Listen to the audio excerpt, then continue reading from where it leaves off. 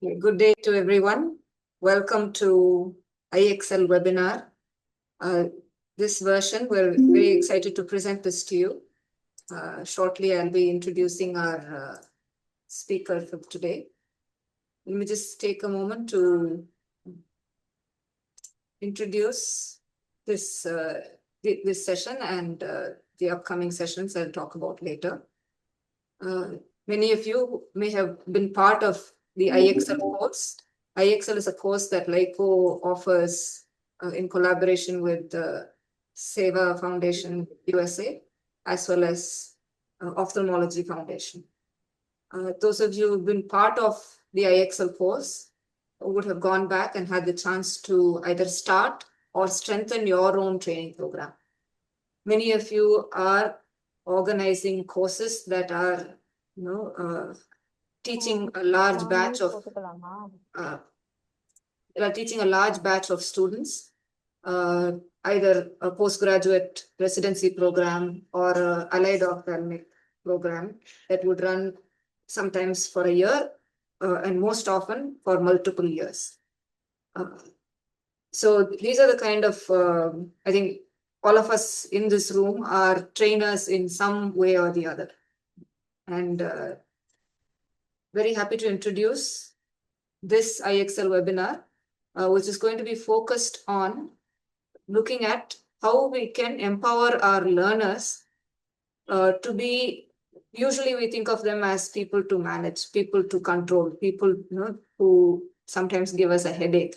But how can we ensure that we are able to bring out the great potential that all of us know is already in them?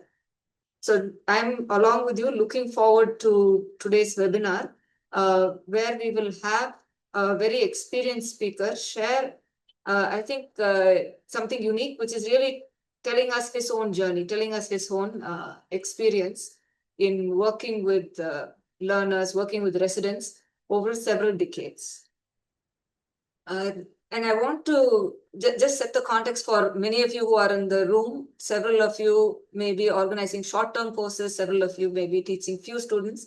This experience which we're going to listen to today is especially relevant to many of us who are running something like a residency program or a fellowship program or a allied ophthalmic training, where you have batch after batch of learners coming in. I know many of you who have joined fall into that bracket.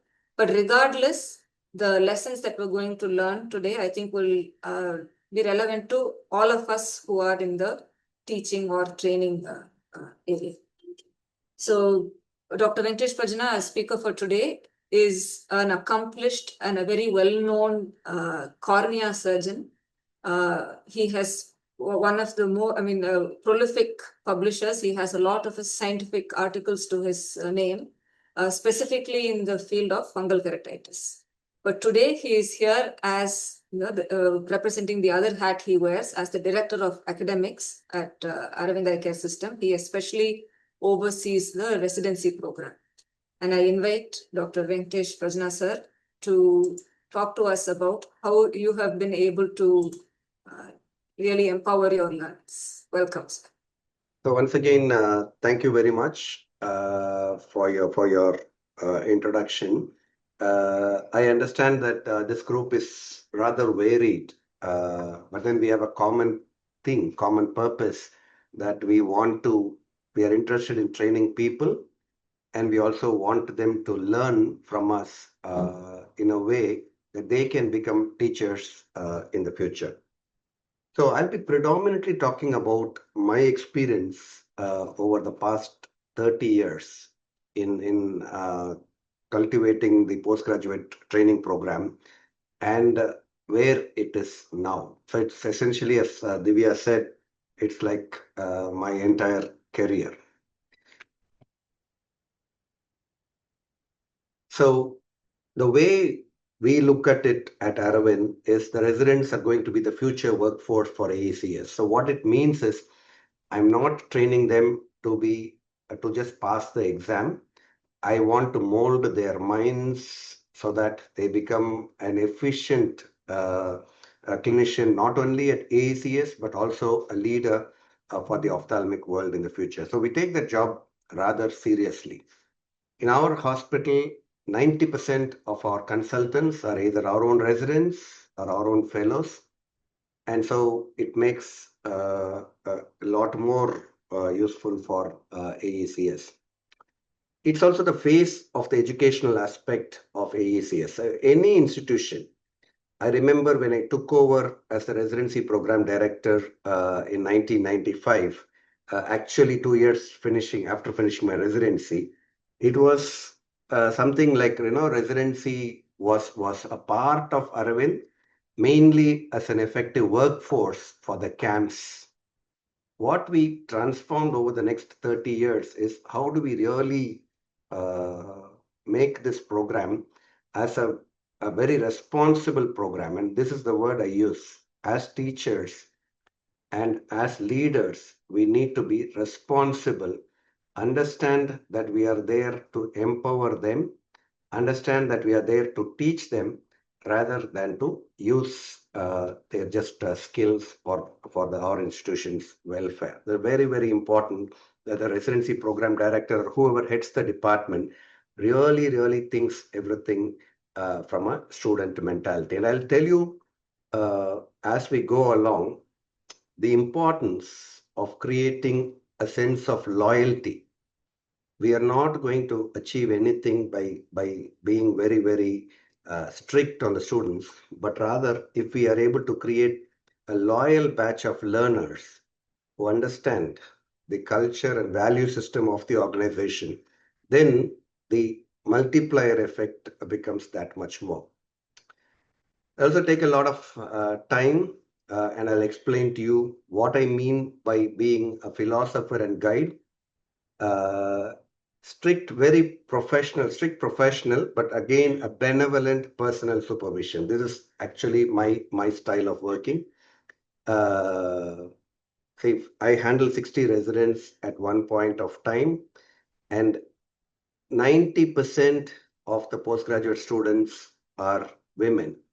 So that becomes that much more difficult to be closer to them at an emotional level.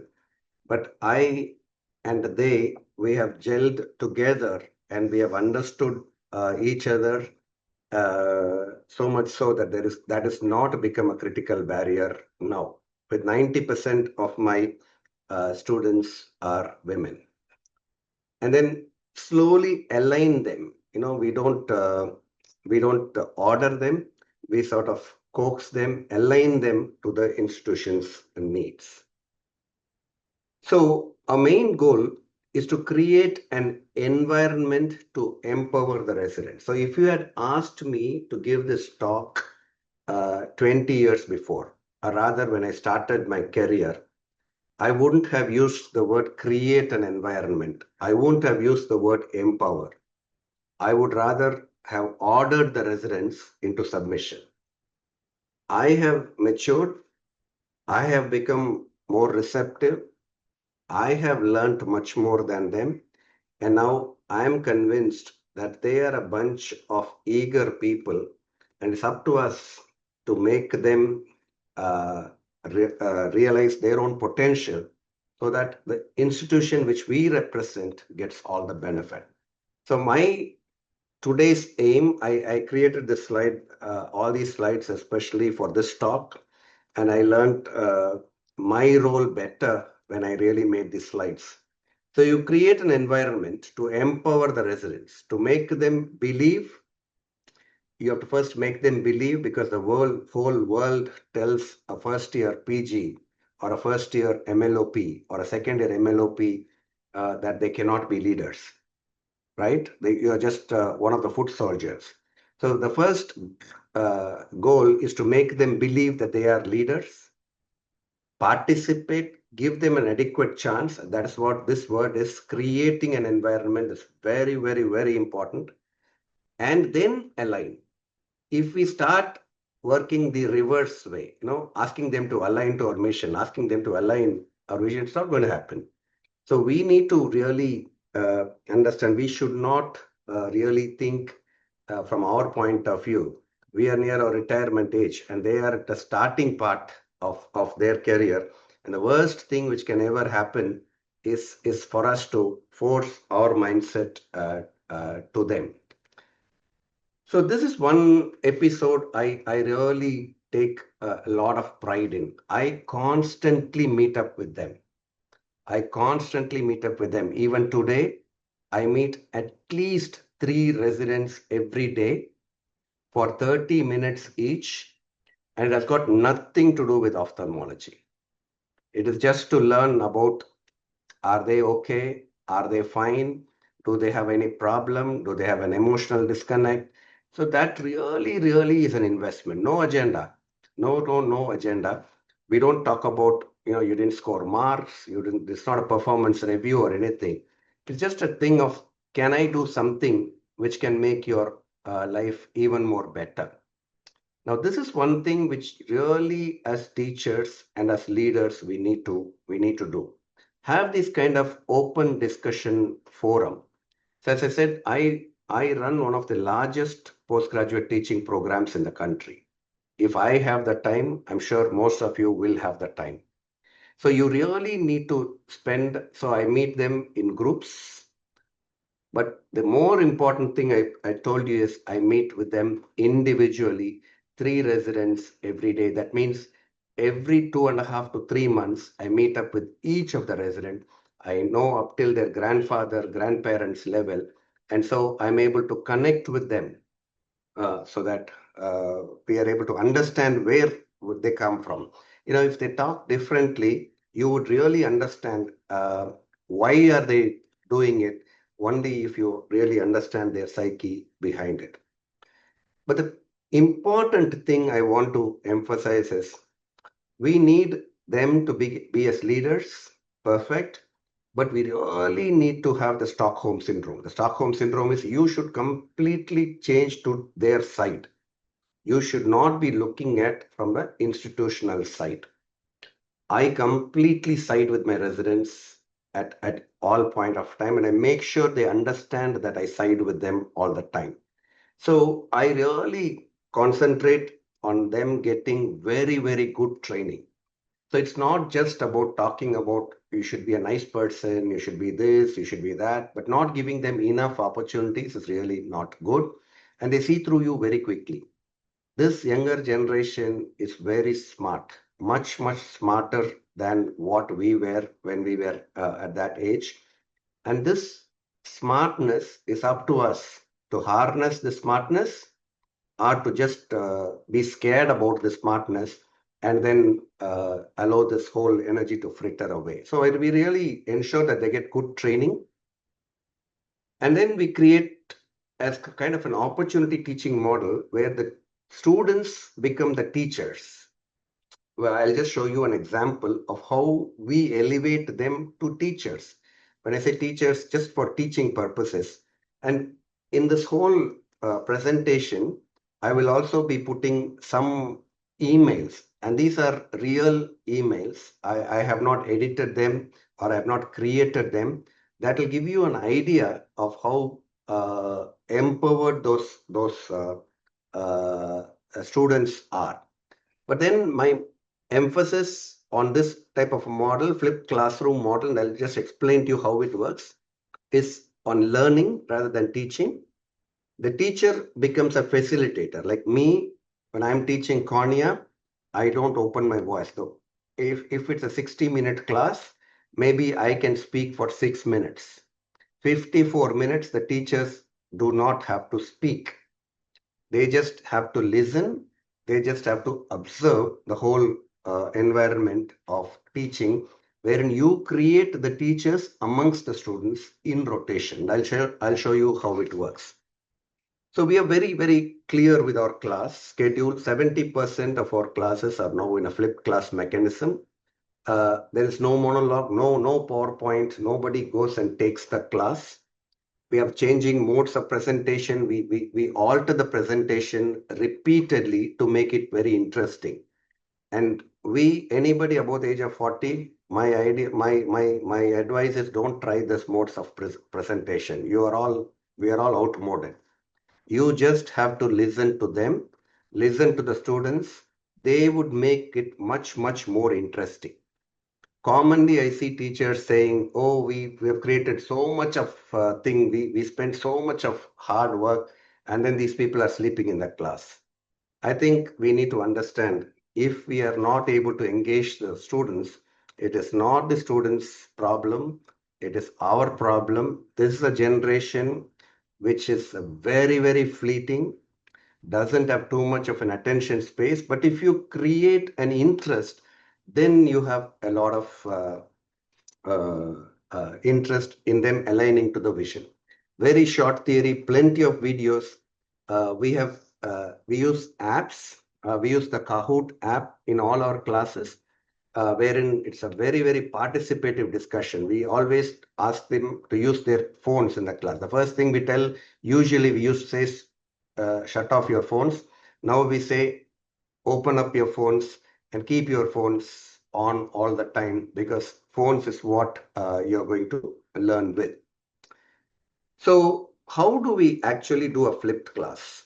So this flipped class is very important. And this flipped class can be done for doctors, this flipped class can be done for MLOPs, and believe me, this is the most effective way of teaching. We send an email about the plan for the month. The worst thing which can happen is the teacher or the trainer not being adequately prepared. This is the worst thing which can happen. I told you that the teacher should not be speaking for more than 5 or 6 minutes in the class. But what it also means is before the class, the teacher has to really, really, really spend a lot of time imagining how the class would be. There should be a passion. You should not be actually coming and teaching in the class. You should be observing the environment. You should create that environment for that whole thing to flourish. So I've created in the last 4 years, I've created a content where I strongly believe in another thing is when you create a content, you have to market that content. The reason for marketing is only if you market, you will know whether the people are interested in buying your product or not. Postgraduates very rarely spend money for buying textbooks for learning, because they always say we have a stipend, we cannot buy or anything. Then I've created an app which is commercially available by JP, which has sold for 15 crores, not 15 lakhs. It has sold for 15 crores with 5,600 subscribers, active subscribers, each of them paying 30,000 rupees. So why are they spending 15 crores? Because it is interesting for them. If you are not able to create an interesting application for learning, you cannot even sell for 5 rupees. And you need to be very, very, very clear. And you don't need to reinvent the wheel. If the content is already available, you have to curate the content. You cannot say everything is available in the web. Of course, everything is available in the web. Everything about quantum physics is available in the web. But does that mean that you know quantum physics? The whole job of a teacher, or the whole job of a teaching environment, is to make sure whatever the contents are there are being curated and then given it in a phased way, and then it is actually done. A lot of science has to go behind this, but if you create a lot of science and then keep quiet in the class, you will see an amazing transformation.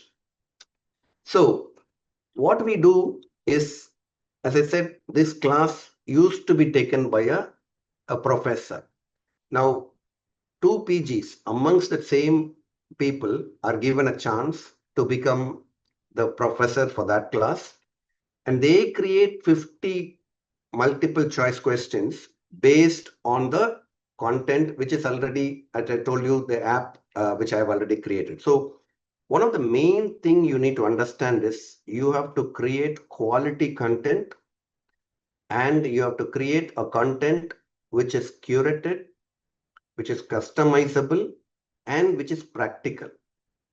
But that content has to be administered. That is the most important thing. And then the recall mechanism, you allow the recall mechanism to as a play, as more of a leisure time amongst the students, then the effect is phenomenal. So as I said, class handled by the two PGs, the students become the class administrators and teach. The teacher, like me as a professor, sit alongside the students to facilitate learning. And as I said, we use the Kahoot app. These are the students who really act as professors. I'll tell you what I learned from them during these things. So there used to be any MCQ question. Has like, let us say it has 4 correct options. And let us say for that question, option A was four options were there, and option A was the correct answer. Let us just assume. I was there in a class where the postgraduates were running the class, and then very, very brilliantly she handled the class. She said, okay, we all know that option A is the correct answer for this question. Now, change the question to make the option B as the correct answer. Now, she completely transformed the whole learning system, and any professors, I'm sure, would not been able to do it. So that is creative energy. I learned that skill from the student, as a first year student, on how we can make the class interesting. I always joke, I'm also interested in creating menus for wedding and for conferences. And I always joke that anybody above the age of 30 should not be actually creating menus for food. They'll just say, nobody eats oil, nobody eats sugar, nobody eats this. That is because you don't eat sugar, you don't eat oil, but the whole population loves oil, loves sugar. So I think we really need to understand, who can create interesting thing and then give them an environment for coming out with this. So I just, as you know, DNB is very, very a tough exam to crack. And I want to let you know that at Aravind, we have had so many of them getting the DNB gold medal. Across the country, standing first in the country. Now, why is this important? Because you need to showcase, again, market that you are the best in the country. And you are dealing with the best students, you're dealing with the best teachers, and so you're able to get gold medals very regularly. So the student has to be convinced that the teacher is really interested in my welfare, and then it sort of transforms. I'm just told you, I'm going to share with you some of the emails. So this is a third year resident. Okay. The third year resident writes a mail to members of his batch and just concentrate on the yellow thing. He just copies me. You are posted in the block room not for observation, but to contribute to the smooth and uninterrupted flow. Growth occurs when you push yourself. Can you imagine a third year PG telling his own colleagues that growth occurs when you push yourself? If I was so proud when I read this, because then I really felt that we have created an environment where the student becomes empowered. He's able to control his classmates. And he says, lastly, you are here as postgraduates. See, he is a postgraduate. And he's saying, lastly, you are here as postgraduates. All the coordinators and senior PGs are here to guide you, but the onus of learning rests on your shoulders. My job is done. I don't need to do anything. I don't need to waste my time if we create 80% of our students to this level. If they self-regulate, if they are able to assimilate the culture and then implement in a way where they say. So I've actually told you 2 or 3 things. I said, invest in them, make them believe that what you are doing is good for them, make them achieve make classes interesting, make them achieve gold medals, make them believe that they're best in the country, and then give them this environment where they sort of self-administer. So I'll be just sharing some of the emails, which I think will give you an idea of how much empowered the students are. Now, I have I have a very interesting concept, which I call it as the shift left concept. So if you really see, our postgraduate training is for three years, 36 months. And traditionally at Aravind, it had been that you sort of train the postgraduates till almost 32 months, 33 months. In the last 3 months, they are productive. That has been the tradition. But we said, let us shift left. And we say, we push all the training to the first 12 months. The first 12 months, very comparatively minimal patient care, but a lot of knowledge goes behind. So instead of getting a benefit from the postgraduate in the last 3 months, can we get them as very good administrators, very good doctors in the last 2 years?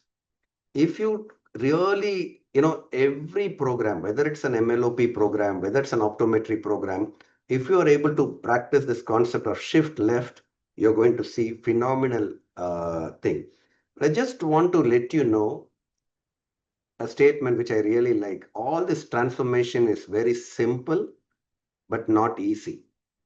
It is very simple, but not easy, because we as administrators have to be like a robo. We should administer, and more importantly, going back to my first slide, create an environment where things will prosper. Again, another postgraduates writes to the Madurai personal department directly. Postgraduates are scared to write to the personal department. Here is person is right. Hello, sir, ma'am. As discussed with Prajna sir, the first years are planned to get posted. Kindly call me in such and such thing. If you want to report, I will convey the same. So he takes the responsibility as a second year resident to make sure that all the first year residents are posted, and he gets the EMR IDs for them. Previously, it used to be the job of the personal department. Previously, it used to be the job of the administration department. How do you make sure that the second year residents really feel that it is my job to get all this administrative support to the first year so that they can flourish? So these were just random emails which I picked up, and where he takes the responsibility of providing EMR. So he says another second year post graduation. This is a nice statement which he has made. This is for your kind information, sir. It is very clear. He says, I don't want your advice. I'm just informing you. He says, so Dr. So and so and me are posted in enucleation duty. As we are all going to attend the TriLab CME at AEH Coimbatore on Sunday, our admins have arranged alternatives for both of us for enucleation calls. So and so will be attending the calls from this afternoon till end of the day, and so and so and so and so will be attending the calls on such and such whole day. So again, imagine if the plight would have been on the administrators. What would have happened 15 years back? We would have said, oh, the postgraduate posted for enucleation, and suddenly when the enucleation call came, nobody went there. That's it. It would have stopped. But then a second year resident is able to say, okay, I'm going to Coimbatore. Since I'm going to Coimbatore, I will arrange an alternative for an enucleation call, which is a very sensitive thing, because a person has died and the family is waiting to donate, and we cannot afford to be late there. So they are able to take this. Everything was in the hands of the director before, research director before, because we handle, especially when the problem has already happened. But if you empower them, problems do not happen. And so I really like the statement. He says, this is for your kind information, sir, meaning I have taken care of, you sleep in peace. And so this is the thing which I really want to have this thing. Another postgraduate writes, respected sir, there are enough doctors posted in block room, 2 seniors and 2 juniors. Block room is running smoothly. Block room does not need an extra person. This would never have happened before. They'll always say, nobody is here. We want more and more doctors. We want more and more nurses.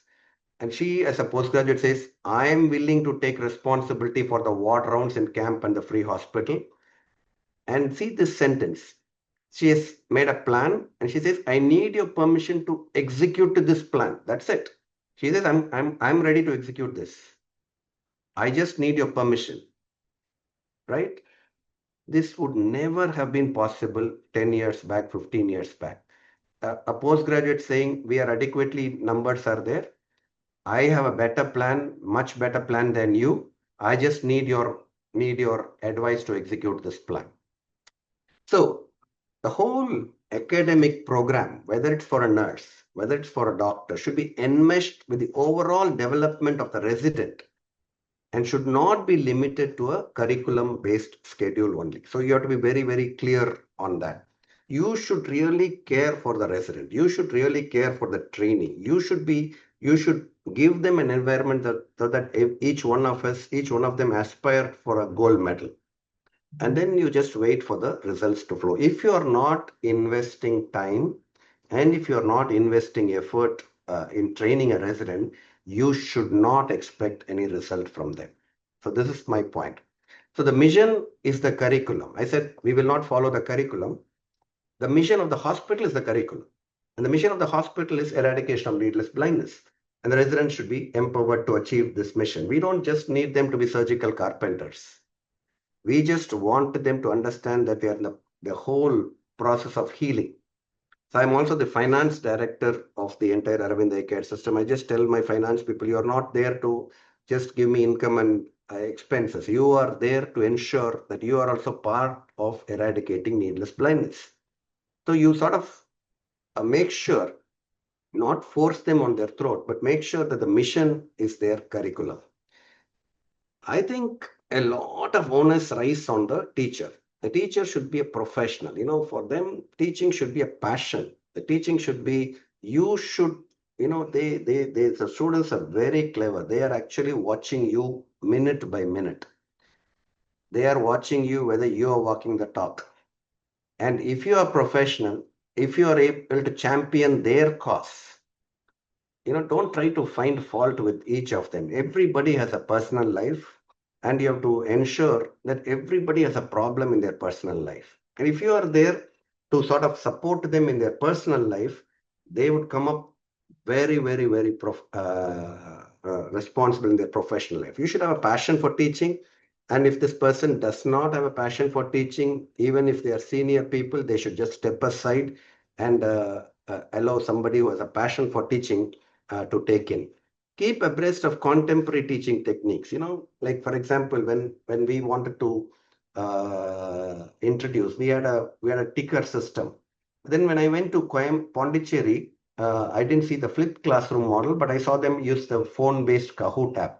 Immediately we came and changed to Kahoot app, and the residents thought it was very novel and it was which they can align to, and so they were able to this thing. How I sold the app for 15 crores in 3 years? Because I didn't know. My son, who was a first year resident, was always using his phone. I told him, read a textbook, don't use the phone. And he says, nobody reads textbook now. Everybody reads from a phone. I thought he was speaking rubbish. After 48 hours, I was just thinking about that again and again and again. Is that true? If that is true, then why don't we create this whole app? So a casual talk with my son, who was a resident, now has turned into a 15 crore business in 3 years. So that is what can happen if you keep your ears open and give very, very clear instruction. You also have to get feedback. You have to modify based on feedback. And then for that modification, you have to get feedback. Unless you get feedback from the stakeholders, don't get feedback from the tutors, get feedback from the students, because they know that they are beneficiary. You say, I want you to get the gold medal. How can I make your training program better? I don't say you should come at 8 o'clock. I never say that. I just say, how can I make your training program better? How can I make you feel better? How can I do this better? Then you don't even need to tell that you have to come at 7:30. If you're constantly telling you have come at 7:32, you have come at 7:34, you have come at 7:35, after a period of time, it just doesn't hit him at all. So you really, really, really need to understand about getting feedback and also just allowing things to take its own time. You also need to nurture, empathize, inspire. They look up at their academic chief for inspiration. And it's nice if the academic chief is somebody who's well respected in that field, who himself has written textbook, who himself has written uh, research papers. So, and then those are the people who can inspire. And today's world is so difficult to keep the students interested if they are not getting inspired. But if you can inspire them, you can get those kind of emails which I showed you, and then challenge them. So 25 years back, when I took over this department, it was all about policing. My main job was to find out who was doing a mistake and catching them and punishing them and be happy about it. Over a period of time, I sort of matured myself. The students didn't mature. I matured myself to delegating, and now I've really benefited from this program where I've completely gone to the habit of empowering. They can run the hospital now. The students can run the hospital. So to just put it in perspective, there are 60 postgraduates at this point of time. 25 years back, I was one person managing the 60 people. Now, since because of this empowerment, it's almost like 57 to 58 people managing two people.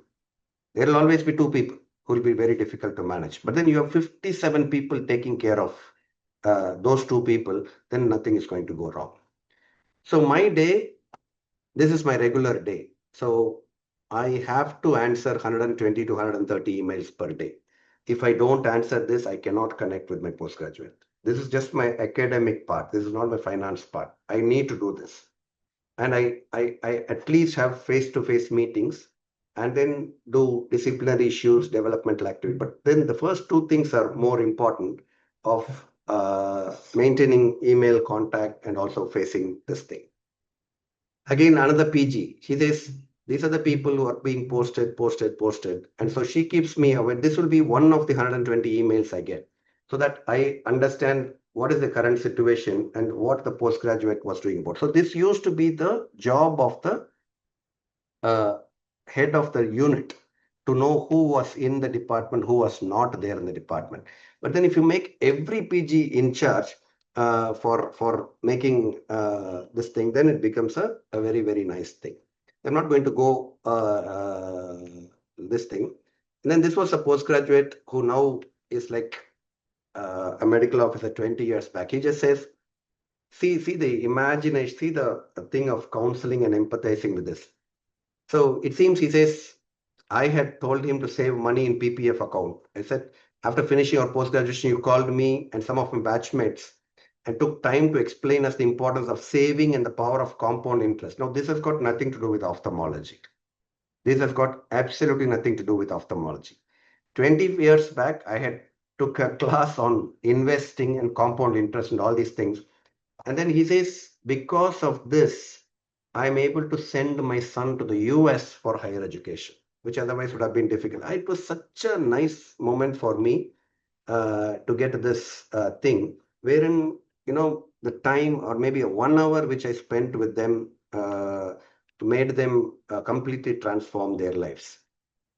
So when this also means you need to be very careful. Suppose if one of the residents says this total number was this, and this, sometimes they just send 130 mails and then they think that I will not be seeing the mail. I make sure they get a message that I see the mail and I reply to each mail. I just write at least okay to each mail. So I said this is very less, very less. You should improve. So that's it. Then it's just between a communication between me and him or her as one person. The next day you will see a transformation. My responsibility also is to celebrate their successes, empathize with their personal lives. So I want to let you know that right now, amongst the 60 or 65 postgraduate, there are at least 7 or 8 big emotional issues in their personal lives, which I'm personally handling. I engage lawyers for them to make sure that they get correct advice in their life. So this is not my job, but I feel this is my responsibility. And so that is where you're really able to create what I call as loyalty. Loyalty is completely different than administration. If you are able to create loyalty, you don't need to bother too much or this thing. So this, I don't know whether it's taken as a success or a failure. One of the resident, along with his family, is saying, because of your flexibility in giving leave and constantly helping us makes our personal life easier and better. People take everything for granted. Despite knowing it, you have never been judgmental when it comes to personal life. So one of the key thing I say is, and this everybody knows, any leave letter is signed. They decide on the number of leaves they take. Their job is to ensure that the department runs. I never say no to any leave letter because so many problems are there for their personal life, and you need to be open for allowing them to do this thing. So we do a lot of soft skills, and previously we used to have LICO staff train our postgraduates in soft skills, but now everything is being taken by the residents. The second year residents take the class on soft skills. The third year residents take the class on soft skills. So they're able to empathize with the students. And we have, instead of having everything done in the first 15 days, see, we do it almost for 32 weeks. That is 8 months of soft skill coaching to the PGs. So they are going to be with us for 3 years, but in that 3 years, 8 months they are going to be trained by the senior PGs on soft skills. And like this is a both are first year residents. Okay, this is a second year resident, this is a first year resident, and I'm sitting here, obvious, very obvious. But then you see what is the discussion on. He has actually, this is his slide. First year students say, we are not copying McDonald's, we are applying the principles of process discipline to deliver something as sacred as eyesight to millions. I could never have achieved this transformation if I am just talking. So this has actually, he has made a slide comparing McDonald's and Aravind Eye Care, and he's teaching to his batchmates.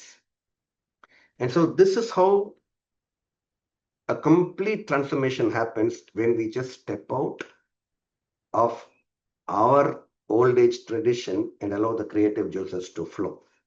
The other passionate thing which I'm really engaged is going beyond ophthalmology, engaging all these students. This is one of my postgraduates who spends time. We give time in their working days. I never ask them to work on Sundays to these kind of things.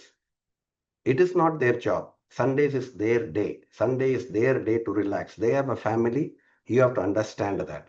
So we give them time off from their day, from their working day to she's actually teaching Bharatanatyam to Down syndrome children. They are actually, he's now a professor at AIMS. He's now a professor at AIMS. He is actually playing with seniors on pulling the thread at one point of time. So and this lady has a passion. She takes a van and she goes and delivers food to the people who don't have this kind of activity. So see this kind of thing. She is now a top consultant, a top private practitioner, again going to a special school children to actually help them in their this thing. This is on, we send them on a working day. We don't send them on a Sunday. And this caption I really like. He's a private practitioner at Karaikal. He's measuring, for the orphan children for giving in Diwali. He's actually measuring the pant size, and then they will go there, they will all go to this thing and then buy that and come and deliver to the students. And he tagged this thing. I really like the tag. What he said, he sent me this thing. He said, we not only measure intraocular pressure. He said we not only measure intraocular pressure, but we also measure the pant size so that we can go ahead and give it to them. This is a doctor who's now settled in Canada, teaching Bharatanatyam in a working day to, as you can see, some special children. And on January 1st, we always do this program wherein we bring the blind people to Aravind, and then we make their products, we display their products, the postgraduates sell the products, the postgraduates ensure that the products is bought, and close to 3 to 4 lakhs is being given to them. So they also get used to a different level. You can see me sitting there. I go to each one of the RSR programs, whether it's in Dindikal, whether it's in Trichy. I go there. I spend a lot of time. Unless you do it, they are not going to listen to you. But then you also allow them to get as a student, how can they get elevated to a different level? So this is another email. Say they had decided to open unit 4 now. So the students decide. The chief medical officer is not deciding. My senior medical officer is not deciding. They have decided to open one unit, and from now I will be there like this. See how they are able to take a decision to open a unit and then shift the crowd to that kind of a thing. And so this is what we really want them to go ahead. And another postgraduate says she has ACCO, means Madras I, and is on leave. This doctor is going to replace her at Dindikkal. So even not only in Madurai, if somebody is required in Dindikkal, the postgraduates decide and send a postgraduate to Dindikkal themselves without disturbing me. So that's the level of empowerment which we have done. I thought I will use this opportunity to actually share what really happened. This is not something, I hope it was not too theoretical, and I hope it was relevant to both the nurses and the doctors. And thank you, Divya, for this opportunity. Thank you so much, sir. I will we'll also maybe see how to consolidate these questions and publish them later to the audience. I'll just take the time to thank you very much.